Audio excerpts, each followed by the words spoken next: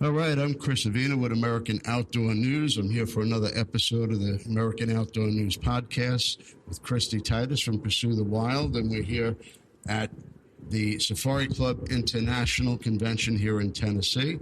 And Kristy, it's always great to see you. Oh, it's good to be here in Nashville, and the energy in this room has been unbelievable.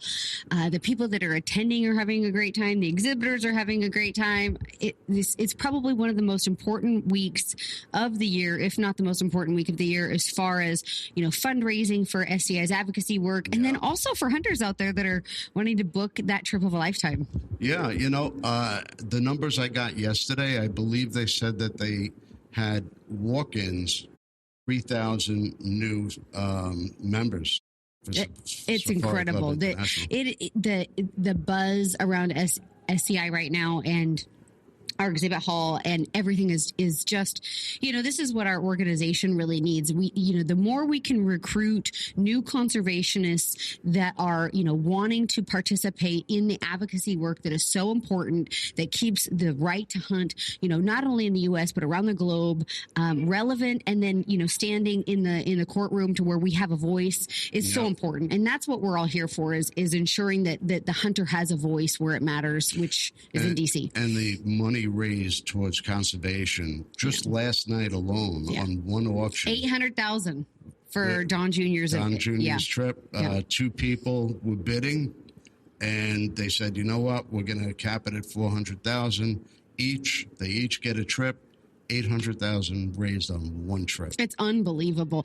Don Jr. is such a champion for conservation, and we're so honored to have him be here and to be supporting SCI in the mission. And it just really goes to show you that SCI is first for hunters. When you have someone, with the last name of Trump that is backing what you're doing, it really gives a great endorsement. And, if you've never been to the show, you should really get in your car, drive down to the convention center today, because you never know who you're going to run into on the floor. You're walking around the floor Actually, I don't know how much walking around the floor I've done, but I would like to get out to the floor today. I'm trying to leave myself like an hour or so I can actually get out there. It's, but yes, there's people everywhere. We've had, country music superstars like Luke Bryan, Craig Morgan, Chase Rice.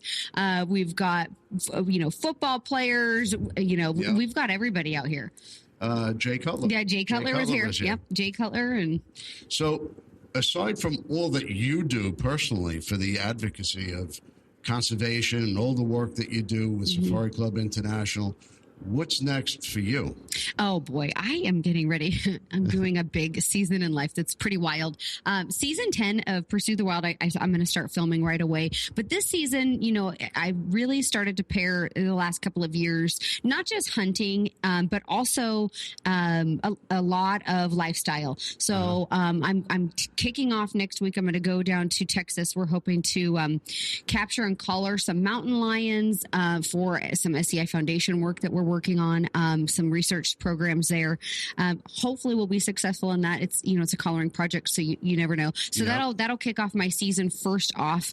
And then after that, I'm going to be, I've sold my house in Sheridan, Wyoming. I was just telling you I'm running a little late because I was signing some real estate contracts, and I'm going to be building a new house on my property and living in a living quarters horse trailer.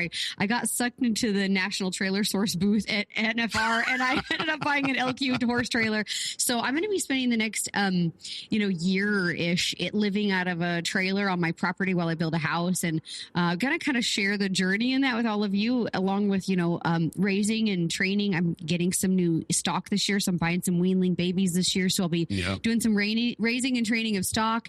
So adding to my herd assortment, currently of 8, and I'll have 10 after the end of this year. And, going to be doing some shooting sports training. I really feel like, shooting is such a perishable skill. Yeah, it is. So I'm going to be doing some training with that, and then hunting in the great state of Wyoming. So I'm blessed to call that home, and looking forward to an incredible year of kind of that public land DIY hunting that I love doing.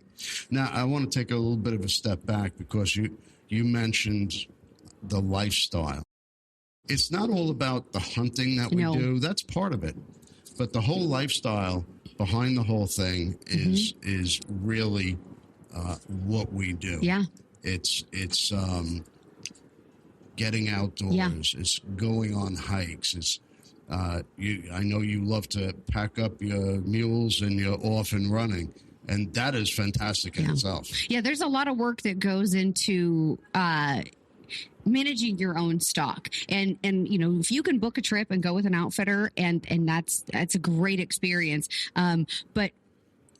And after you do a trip like that, you'll really respect and understand the work that goes into it. But at home, where I'm, managing my own stock, I'm raising them, I'm training them, I'm doing it all myself. And then when we get in the backcountry, doing it, it's so much fun. It's so rewarding. The relationship I have with my mules, it's unbelievable. Like, I don't have kids, but I have mules, and that's the same thing to me. So there's a fine line. I have a lot of friends that joke. They're like, I want to be reincarnated as one of your mules. They become family. They literally do. Yeah. And like, I had a mule pass away. I had him almost just shy of 30 years, and he was working and packing elk 6 months prior to his death. So wow. they really truly are a beast of burden, and they serve their owners as much as we serve them. So it's a wonderful relationship. It really is.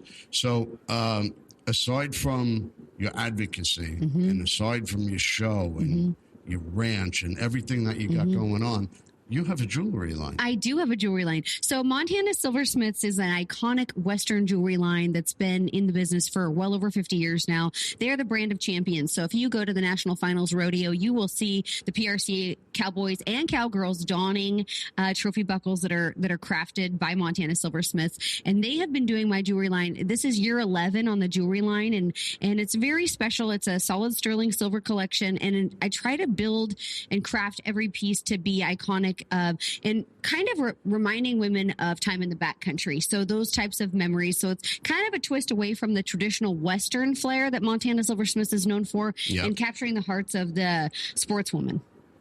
Now, if you come to the show today, make sure you stop at the Women in Hunting booth. Women Go Hunting. That's right. Hunting. Booth 3306.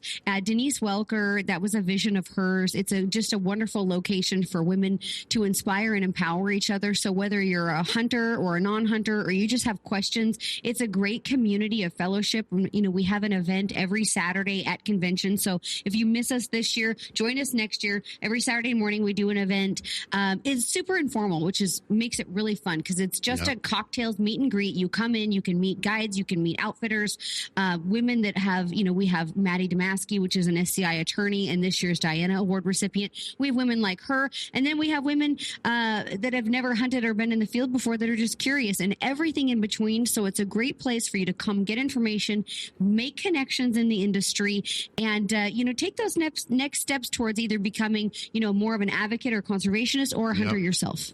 All right. Well, I appreciate you taking the time to speak to us today. I know you got a big day planned ahead of you. Oh, and I'm just glad to be here. And I hope if you're not in Nashville, you have to get down here and join us at the SCI Convention 2027. It'll be in January next year. So where can we find you, your jewelry? Where can we find you? Yeah. So everything's on my website. Go to pursuethewild.com. I have a podcast called Wild and Uncut, like yours. I do it in person, and that streams. You can stream that on my website, or anywhere you listen to podcasts. You can watch it, because all mine are also filmed. So YouTube. I also have episodes on my website, and you can hit the shop tab and shop jewelry and anything else on social media. You can find me just at Kristy Titus. Pretty simple. All right. And if you haven't subscribed to the American Outdoor News podcast, hit that subscribe button now. And I want to thank Safari Club International and Underwood Ammo and Hunt of a Lifetime for sponsoring this episode. And we'll see you again next week. We love our children. We protect them. We guide them. We prepare them for life in the world. With all that we do, from deep in our hearts, we cannot control all things. Life-threatening illnesses and disabilities affect far too many of our children each year. While we cannot change the circumstance, we can make dreams come true. Dreams to provide hope, to provide spiritual healing and strength, to provide moments of happiness and relief in the hardest of times. We can give a glimmer of light and hope in a time of darkness and despair. Join huntofalifetime.org to help make dreams come true, to provide hope for children with life-threatening illnesses and disabilities. Hunt of a Lifetime is a nonprofit organization fulfilling dreams for hunting and fishing trips to youth 21 and under with life-threatening illnesses and disabilities. Visit huntofalifetime.org to learn how you can make a difference.